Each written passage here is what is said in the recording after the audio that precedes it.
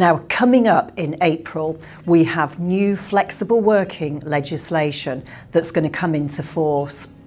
And Acas has updated our Code of Practice on requests for flexible working to reflect these new changes in the law.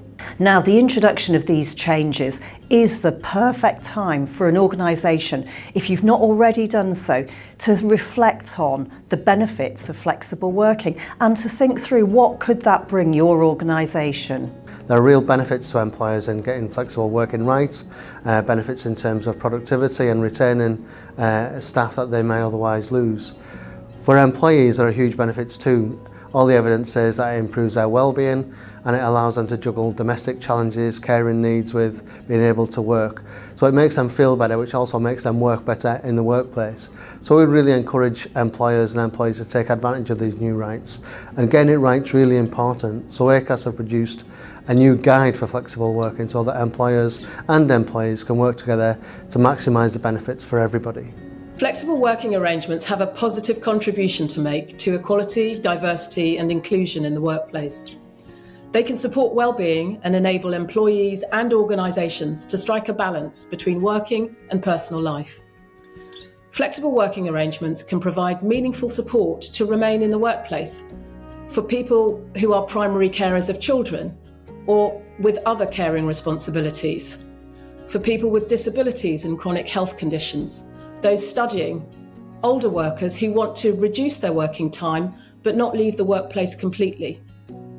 Arrangements can facilitate religious observance, or they can just help people who want to make time to do other things.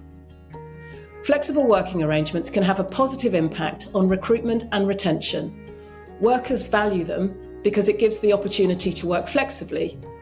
Organisations retain the skills, knowledge and expertise that they need to develop. Employees are able to remain in the workplace, earning, gaining experience and enhancing their skills. So the first thing to say is that 90% of small businesses are already using flexible working. What small businesses are generally trying to do is provide a means in which they can compete with their big business brethren. It's a tight labour market, and the more they can appeal on the grounds that they are more flexible and more caring, then I think they can find that they can secure those rare talents that are out there. So we believe the Acas Code is very important because it gives an easy to read step-by-step guide as far as SMEs are concerned to make sure they comply with current legislation. It's very important that SMEs are aware of the code, they've read it, and therefore they're not going to make mistakes when recruiting. If you're feeling reluctant or hesitant about using flexible working, just think of it as an opportunity, not a threat. It's an opportunity to try and secure the best people at the best time.